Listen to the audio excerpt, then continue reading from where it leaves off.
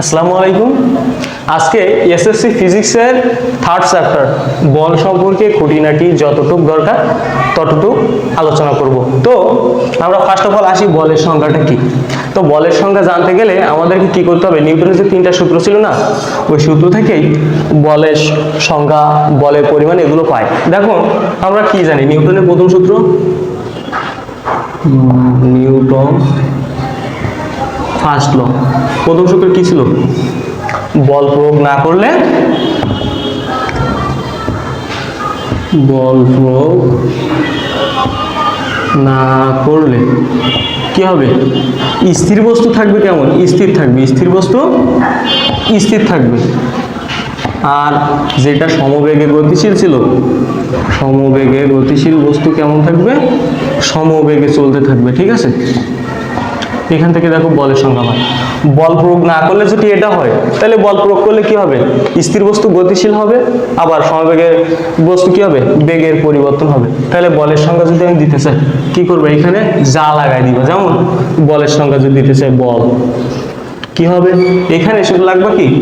যা প্রয়োগ করলে। বল প্রয়োগ না করলে এটা হলে কি হবে? বল প্রয়োগ করলে তার উল্টো হবে না? তাহলে যা প্রয়োগ করলে, যা প্রয়োগ করলে কি হবে? স্থির বস্তু কি হবে? স্থির বস্তু গতিশীল হবে। স্থির বস্তু হবে কি? গতিশীল। আর যেটা সমবেগে চলতেছিল সেটা কি হবে? তার বেগের পরিবর্তন হবে। সমবেগের বস্তুর কি হবে? বেগের পরিবর্তন। ঠিক আছে, খুবই সহজে দেখো আমরা বলের সংজ্ঞা পেয়ে গেলাম কোত্থেকে? নিউটনের প্রথম সূত্র থেকে। আচ্ছা, এটা যদি আমি ম্যাথমেটিক্যালি লিখতে চাই, যেমন এই গাণিতিক রূপ যদি আমি লিখতে চাই, গাণিতিকভাবে যদি লিখি, তার মানে কি ছিল? দেখো তো, বল প্রয়োগ না করলে তার মানে কি? বলের মান শূন্য, F equal to zero. F equal to যদি জিরো হয়, তাহলে কি স্থির বস্তু স্থির থাকবে, সমবেগটা সমবেগ থাকবে। তার মানে কি? ইউ সমান ভি। ইউ যদি জিরো হয়, ভিও জিরো হবে। ইউ যদি মনে করো 5 মিটার পার সেকেন্ড হয়, ভিও হবে কি? 5 মিটার পার সেকেন্ড। ঠিক আছে, তাহলে প্রথম সূত্র থেকে আমি কি পাইলাম? বলের সংজ্ঞা। এখন যদি আমি দ্বিতীয় সূত্রে যাই, দেখো তো দ্বিতীয় সূত্র থেকে আমি পাবো কি? যে বলের পরিমাণ।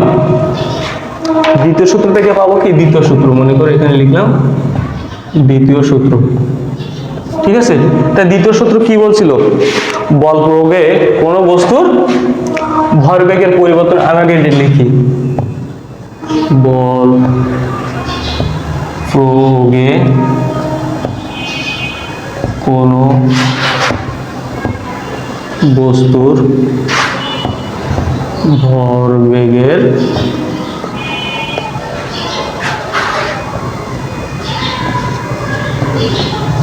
পরিবর্তনের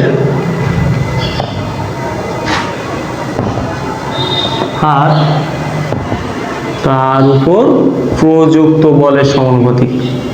তার উপর প্রযুক্ত বলের সমানুপাতিক। ঠিক আছে, কি বলছে খেয়াল করে, এখানে ভরবেগের পরিবর্তনের হার। এখন ভরবেগ বলতে কি? দেখো তো, আমরা জানি ভরবেগ মানে কি? ভর ইন্টু বেগ, মানে ভর ও বেগের গুণফল। ভরবেগ বলতে কি? ভর গুণ বেগ। ঠিক আছে, ভরবেগ এটাকে বলে momentum, P. P equal to MV আমরা সূত্র জানতাম বা জানবা তোমরা ইন ফিউচার। ঠিক আছে, ইন ফিউচারে। এখন ভরবেগের এটা জানলাম ভরবেগ, কিন্তু ভরবেগের পরিবর্তন বলতে কি? আমরা দেখো তো, ভরের কি পরিবর্তন হয়? ভর সচরাচর কি থাকে? স্থির থাকে। তাহলে আমি ভাবলাম কি, এই ভরবেগে ভর স্থির, তাহলে পরিবর্তন হবে কি? বেগের। বেগের পরিবর্তন হলে কি হবে? ভরবেগের পরিবর্তন হবে। আমি ধরলাম কি, এম ভরের বস্তু। ঠিক আছে, এম ভরের বস্তু যার ইউ ছিল আদিবেগ,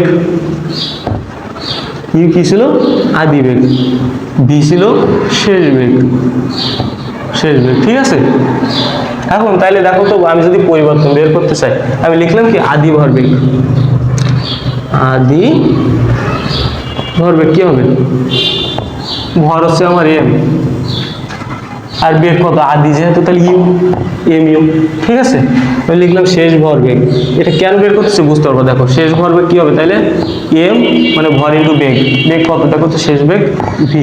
তাহলে পরিবর্তন বলতে কি বোঝাবে, এখন আমি যদি লিখি যে ভরবেগের আমার পরিবর্তন লাগবে, তাহলে পরিবর্তন বের করতে গেলে কি করব, শেষটা থেকে আদিটা বিয়োগ করব। তাহলে লিখলাম কি, অতএব ভরবেগের পরিবর্তন, ভরবেগের পরিবর্তন সময় কি হবে, তাহলে শেষ মাইনাস আদি, তাহলে কি M V minus M you.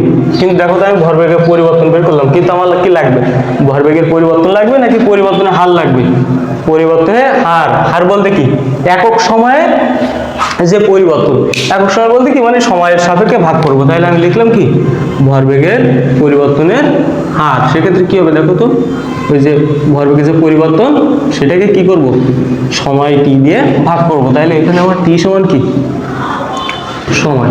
ঠিক আছে, এখন এটা যদি আমি পাই, দেখো তো এখান থেকে কি লিখতে পারি, এটা মুছে দিই। হ্যাঁ, আচ্ছা এখন খেয়াল করো, লাস্ট লাইনটা রাখলাম, ভরবেগের পরিবর্তন হার কার সমান, প্রযুক্ত বলের সমানুপাতিক। তাহলে সূত্র অনুসারে আমি কি লিখতে পারি দেখো তো, ভরবেগের পরিবর্তনের হার। তাহলে পরিবর্তনের হার কি পাইলাম, M V minus M U by টি।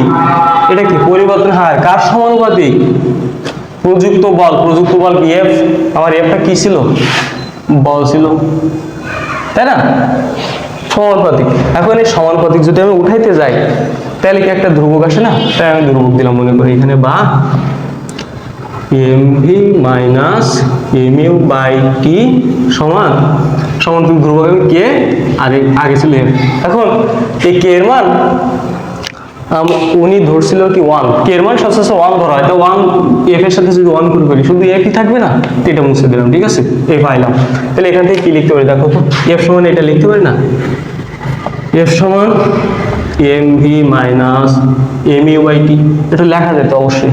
এরপর দেখো তো এই উপরে কমন আছে কি, এম, এম কমন আছে না, এম যদি কমন নিই কি আসবে দেখো তো, ভি মাইনাস ইউ, আর নিচে ছিল কি টি।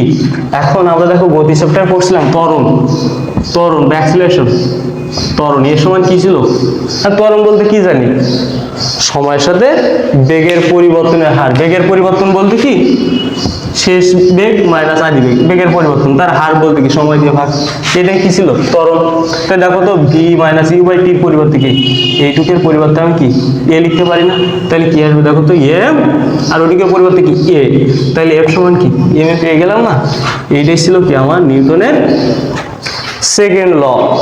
এখান থেকে দেখো তো বলের পরিমাণ, আমার যদি কোনো বস্তুর ভর আর ত্বরণ যদি আমি গুণ করি তাহলে সেই বস্তুর ক্ষেত্রে প্রযুক্ত বলের মান কত সেটা আমরা পাচ্ছি। কোত্থেকে পাচ্ছি, নিউটনের দ্বিতীয় সূত্র থেকে। এখন একটা জিনিস খেয়াল করুন, আমাকে বললো কি যে এখানে লিখি যে তাহলে দ্বিতীয় সূত্র, এখন যদি আমার পরীক্ষা আসে মানে যদি ব্যাখ্যা করতে বলে যে দ্বিতীয় সূত্র যেটা পাইলাম এফ ইকুয়াল টু এম, এখান থেকে প্রথম সূত্র প্রমাণ করো, প্রমাণ করো। দেখো তো সহজ কিনা।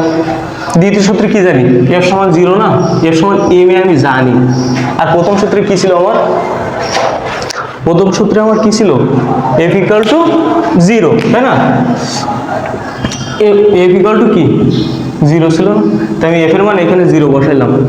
আর এম এ বলতে কি আমার, এম এ বলতে কি দেখো তো, এম এ পাইছিলাম কোত্থেকে, যে ভরবেগের পরিবর্তন টার্ম থেকে। তাহলে M V minus M U by T, sorry এখানে পাইছিলাম কি, এটা একবারে লিখি, এম কমন নিয়ে, এম কমন নিয়ে ভি মাইনাস ইউ ভাগ টি, এখান থেকে পাইছিলাম না। তাহলে দেখো তো এখান থেকে আমি যদি লিখি, বা আমি এখানে এম নিলাম, ভি মাইনাস ইউ, টিটা যদি এ পাশে নিয়ে আসি তাও কি 0 হবে না, বা এটা আমি এই সাইডে লিখলাম M into V minus U সমান 0, বা দেখো তো এম যদি এ পাশে ভাগ হয় তাও 0 হবে না, তাহলে V minus U equal to কি 0, কারণ 0-র সাথে কোনো কিছু 0-কে কোনো কিছু দিয়ে ভাগ করলেও 0, 0-র সাথে কোনো কিছু গুণ করলেও কি মান 0। এখান থেকে আমি কি লিখতে পারি দেখো তো, বা ভি সমান কি ইউ। তাহলে খেয়াল করো প্রমাণ হয়ে গেছে না। কখন, যখন এফ সমান 0 তখন কি শেষ বেগ এবং আদি বেগ সমান, মানে কি বেগের পরিবর্তন নাই, আর বেগের পরিবর্তন নাই মানে কি সমবেগ। ঠিক আছে, তাহলে ওটা সহজে পেরে গেলাম। ঠিক আছে, এরপরে আমি নিউটনের আরেকটা সূত্র বাকি আছে না, থার্ড ল। থার্ড লতে কি ছিল দেখো তো, থার্ড লতে আমার ছিল কি, যে তৃতীয় সূত্র কি ছিল, প্রত্যেক ক্রিয়ারই একটি সমান ও বিপরীত প্রতিক্রিয়া আছে। আমরা অনেক সময় দেখবো যে ইংলিশ প্রভাব আছে, every action has an equal and opposite reaction. হ্যাঁ, তার মানে কি প্রত্যেক ক্রিয়ারই সমান, মানে যদি F1 বল দেওয়া হবে F2 বলো তাই হবে, কিন্তু কি হবে বিপরীত, বিপরীত, সে কারণে নেগেটিভ দিলাম। ঠিক আছে, এটা কি আমার থার্ড ল। এরপরে তাহলে বল সম্পর্কে মোটামুটি জানছি, তাই না? এরপরে খুবই গুরুত্বপূর্ণ একটা কনসেপ্ট আছে, ভরবেগের সংরক্ষণশীলতা। কি আছে? ভরবেগের সংরক্ষণ, ভরবেগের সংরক্ষণশীলতা। ঠিক আছে, ভরবেগের সংরক্ষণশীলতা বলতে কি, ভরবেগ তার মানে কি দেখো তো, ভরবেগ মানে কি ভর আর বেগের গুণফল। এর সংরক্ষণশীলতা বলতে কি পূর্বে যেটা থাকবে পরেও সেইটাই থাকবে। যেমন আমি মনে করো কি m1 ভরের একটা বস্তু, আমার আছে কি মনে করো m2 ভরের আরেকটা বস্তু। m1 ভরের বস্তুর বেগ ছিল মনে করো u1 আদি বেগ, m2 ভরের বস্তুর বেগ ছিল u2 আদি বেগ। ঠিক আছে, এই দুইটা যদি আমি যোগ করি এটা কেমন হবে, এদের যে শেষ যে ভরবেগ সেই দুইটা যোগফলের সমান। যেমন মনে করো ভর তো সেম, চেঞ্জ হবে না, তো m1 এর u1 এর বেগ পরিবর্তিত হয়ে শেষ বেগ হয়েছে কি v1, তার সাথে দিলাম প্লাস যে m2 যে আদি বেগ ছিল u2 সেটা পরিবর্তিত হয়েছে কি v2। এই ক্ষেত্রে মনে করো প্রথমটার ভরবেগ আর দ্বিতীয়টার ভরবেগ যোগ করলে আমি যেই মান পাবো সেটা কি হবে, প্রথমটার শেষ ভরবেগ দ্বিতীয়টার শেষ ভরবেগ যোগ করলে কি ইকুয়াল হবে। এটাকে বলা হয় কি ভরবেগের সংরক্ষণশীলতা। ঠিক আছে, এটাকে বলা হয় কি ভরবেগের সংরক্ষণশীলতা। এখন আমি যদি তোমাদের একটা ম্যাথ দিই, দেখো একটা ম্যাথ করি তো খেয়াল করো, এখানে একটা ম্যাথ আছে যে 40 কেজি ও 50 কেজি ভরের দুটি বস্তু যথাক্রমে কত 10 মিটার পার সেকেন্ড ও 5 মিটার পার সেকেন্ড বেগে পরস্পর বিপরীত দিক থেকে আসার সময় ধাক্কা খেয়ে কি করলো, মিলিত হলো। তাদের মিলিত ভরবেগ কত? তো দেখো তো এখানে কি কি দেয়া আছে, দেখো আমার প্রথম বস্তুর ভর ধরলাম m1 সমান কত 40 কেজি, দ্বিতীয় বস্তু m2 সমান কত দেখো 50 কেজি। ঠিক আছে, m1 বস্তুর বেগ দেখো তো u1 সমান কত 10 মিটার পার সেকেন্ড, m2 ভরে বস্তুর বেগ কত দেখো তো u2 সমান কত 5 মিটার পার সেকেন্ড। এখন একটা জিনিস খেয়াল করো, আমরা বলছিলাম না দ্রুতি স্কেলার রাশি কিন্তু বেগ কি ভেক্টর রাশি, ভেক্টর রাশির ক্ষেত্রে কি দিক আমার অবশ্যই কনসিডার করতে হবে না। এখন দেখো তো কি বলছে পরস্পর বিপরীত দিক থেকে, মানে প্রথমটা মনে করে এই দিক থেকে গেছে, দ্বিতীয়টা এই দিক থেকে, তাহলে দুইটার দিক দুই রকম না। এখন একটা যদি আমি পজিটিভ নেই আর একটা কি হবে আমার, তাহলে দিক নেগেটিভ নিতে হবে। এখন আমি বললাম কি প্রথমটা পজিটিভ নিলাম, তাহলে পরেরটা কি হবে নেগেটিভ। ঠিক আছে, এইটা দেয়া আছে। এরপরে কি করছে দেখো তো, তারা ধাক্কাকে কি হয়েছে মিলিত হয়েছে। মিলিত হয়েছে বলতে কি দুইটার বেগই কি মনে করো কি দুইটার সংঘর্ষ হয়েছে, এরকম দুইটা জিনিসের সংঘর্ষ হয়েছে হয়ে মনে করো এটা কি করছে এটা এরকম নিয়ে চলে গেছে, তার মানে কি দুইটার বেগ সেম। তাহলে মিলিত বেগ বলতে ভি সমান সেম, এটা আমার বের করতে হবে। এটা বলতে কি মনে করো প্রথমটা শেষ বেগ যা v1 সমান v2 সমান কি ভি, এটা আমার বের করতে হবে। তাই আমি ওই যে সূত্র জানি না, ওইখানে দেখো তো যে আমরা জানি, সলভ করতেছি মনে করো আমরা জানি কি m1 u1 plus m2 v2 সমান কি দেখো তো দুইটারই সেম, মানে m1 v1 plus m2 v2, এর সাথে v আছে না মানে v কমন নেওয়া যায়, তাহলে কি m1 প্লাস m2 ইন্টু কি v, কারণ এই v দুইটা সেম। এখান থেকে কি আবার v এর মান বের করতে হবে। তাহলে দেখো তো বা v সমান কি দেখো তো v সমান কি হবে m1 u1 plus m2 u2, এটা হচ্ছে u2 হবে। ঠিক আছে, m2 u2 বাই কি হবে m1 প্লাস m2, এখানে তুমি মান বসাইতে পারো। দেখো তো m1 এর মান কত 40, u2 হচ্ছে u1 এর মান কত 10, তার সাথে যোগ হবে কি 50 এর সাথে গুণ হবে কত, -5 তার সাথে কি হবে দেখো তো, a1 40 তার সাথে 50 দিলে যে একটা ভ্যালু আসবে, এটাই কি তাদের মিলিত বেগ। পারবো না এটা? এখন যদি মনে করো কি এখানে আমি দিলাম কি মিলিত বেগ, এখন ওইটা যদি আমি ওইভাবে না দেই, ওইটা যদি মিলিত বেগ না দিয়ে মনে করো কি অন্যভাবে দেওয়া যেতে পারে, যেমন পরস্পর ধাক্কা খেয়ে মিলিত হলো, মনে করো ধাক্কা খেয়ে, মনে করো কি ধাক্কা খেয়ে প্রথম বস্তুর বেগ 2 মিটার/সেকেন্ড হলো, বললো কি দ্বিতীয় বস্তুর বা দ্বিতীয় গাড়ির বেগ কত। এখানে দ্বিতীয় গাড়ির বেগ বলতে কি শেষ বেগ বোঝাচ্ছে, তাইলে কি আমার এবার v1 এর মান আমাদের আসলে v1 এর মান কত দেখো তো 2 মিটার/সেকেন্ড। এখন আমার লাগবে কি v2 এর মান আমার জানা লাগবে, তাহলে ওইখানে সূত্র বসাই দিবা m1 u1 plus m2 u2 সমান কি m1 v1 plus m2 v2। দেখো তো আমার m1 এর মানও দেওয়া আছে, এখানে u1 এর মানও দেওয়া আছে, m2 এর মানও দেওয়া আছে, u2 এর মানও দেওয়া আছে, v1 এর মানও আছে, m1 এর মানও আছে, m2 এর মান আছে। আমার শুধুমাত্র এটা বের করতে পারবো না, এই সব মান বের করে দিয়ে মনে করো v2 এর একটা নির্দিষ্ট মান চলে আসবে, এটা বের করতে পারবো না? অবশ্যই পারবা, এটা সবাই নিজে খাতায় করবো। ওকে, আচ্ছা এখন এরপরে আরেকটা কনসেপ্ট আমাদের আছে কি, এটা তো পড়লাম কি ভরবেগের সংরক্ষণশীলতা। এখন আরেকটা কনসেপ্ট আছে শক্তি সংরক্ষণশীলতা, ওইটা কি জন্য লাগে দেখো, ভরবেগের ক্ষেত্রে কি জানি দেখো তো, প্রথম বস্তুর ভর প্রথম বস্তুর আদিবেগ, দ্বিতীয় বস্তুর ভর দ্বিতীয় বস্তুর আদিবেগ, তারপরে কি মনে করো কি এই সমীকরণে একটা সমীকরণ থেকে কি আমরা সর্বোচ্চ একটা আননোন বের করতে পারি। এখন একটা সমীকরণ থেকে আমার বললো কি মনে করো u1 u2 দেয়া আছে, m1 m2 দেয়া আছে, বললো কি v1 v2 এই দুইটা যদি আমরা বের করতে পারি, তুমি কি পারবা? মনে করো দুইটার মান আলাদা, দুইটার মধ্যে সেম হইতে তাহলে কমন নিয়ে আমি বের করতে পারি, তাই না? কিন্তু একটা সমীকরণ থেকে কখনো কি দুইটার মান বের করা সম্ভব না, সেক্ষেত্রে আমার আসে কি শক্তির সংরক্ষণশীলতা। কি আছে? শক্তির সংরক্ষণশীলতা।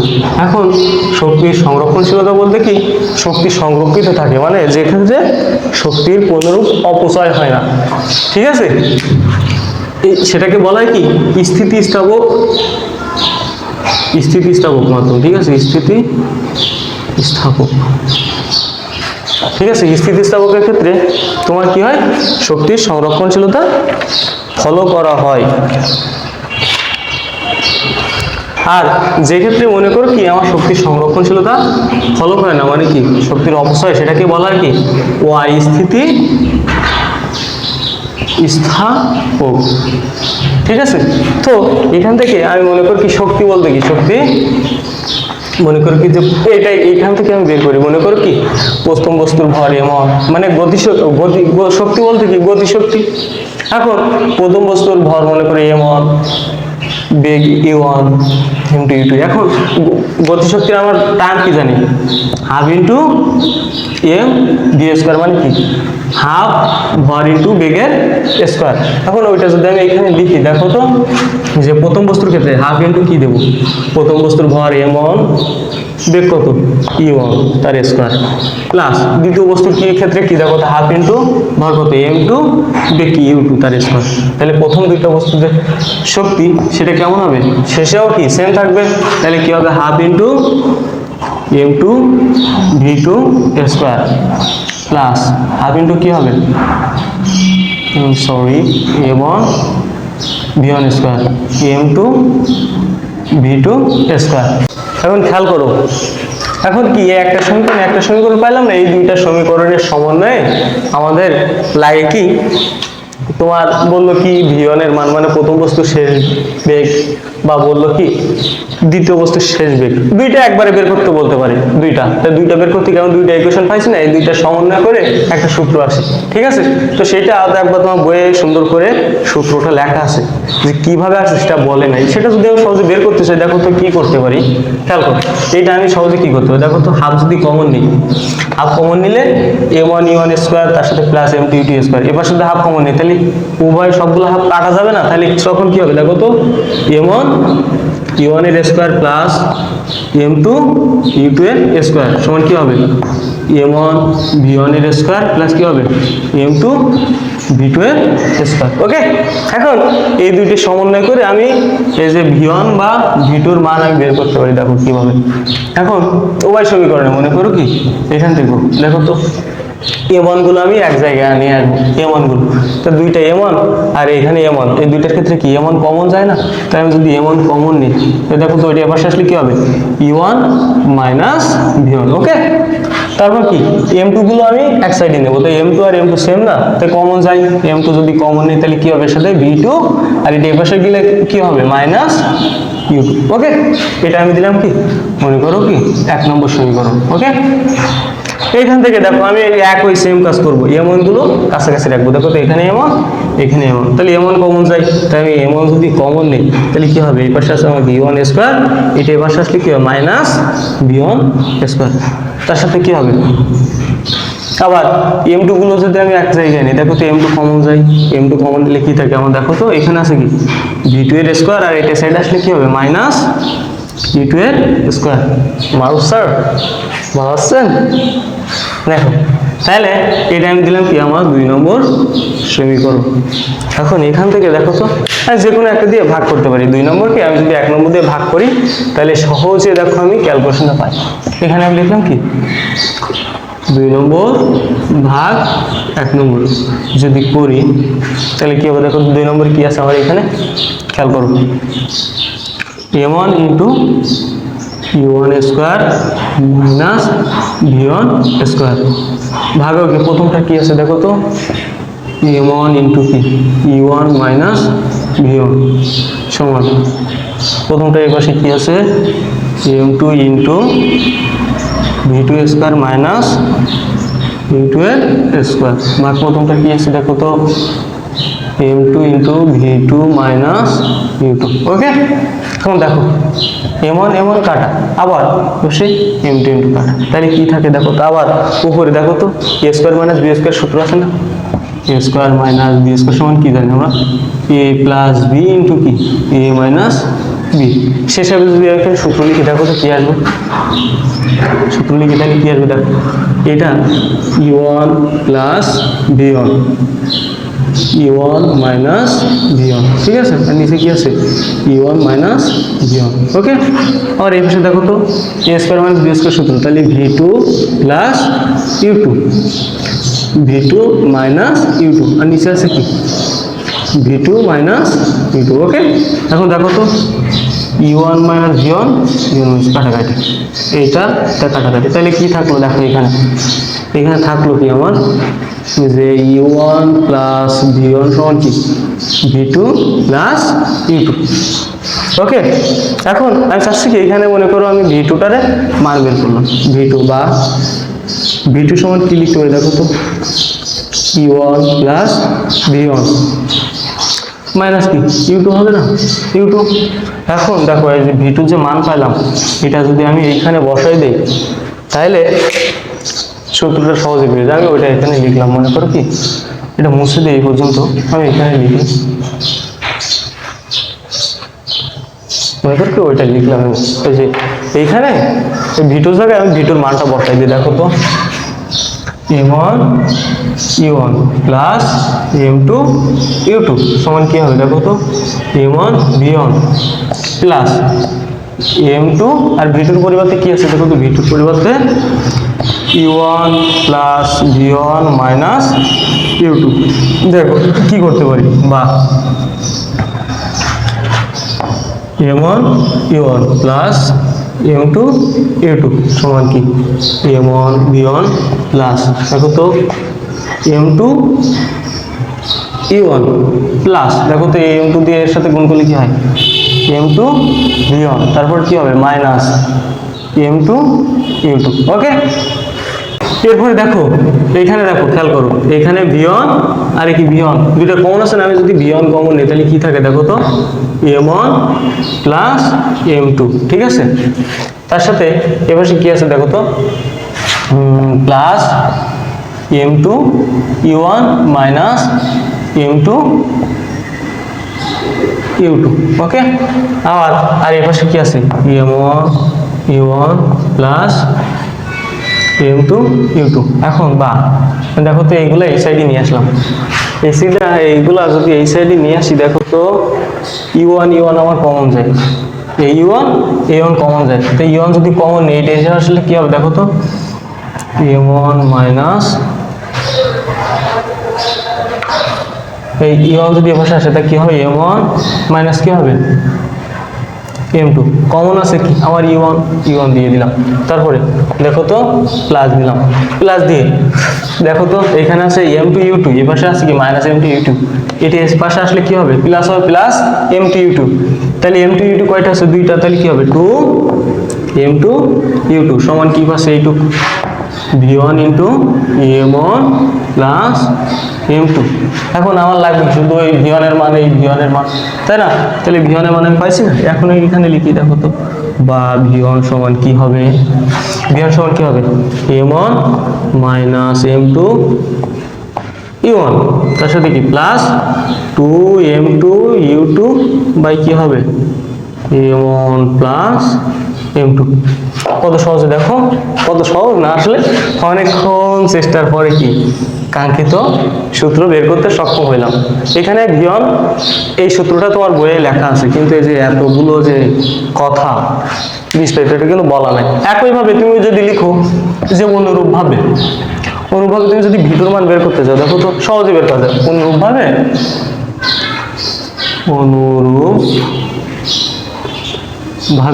যদি v2 এর মান বের করতে চাও দেখো তো এখানে আছে কি m1, তাহলে কি হবে m2 মাইনাস এ ছিল m2, তাহলে কি হবে এখানে ছিল m1, তাহলে m2 আর মানে এখানে যা আছে তার উল্টো হবে, তো m1 এর জায়গায় হবে m2 জায়গায় কি হবে m1, তার সাথে আছে কি দেখো তো u1, তাহলে কি হবে u2 প্লাস 2 কি আছে m2 u2, তাহলে কি হবে m1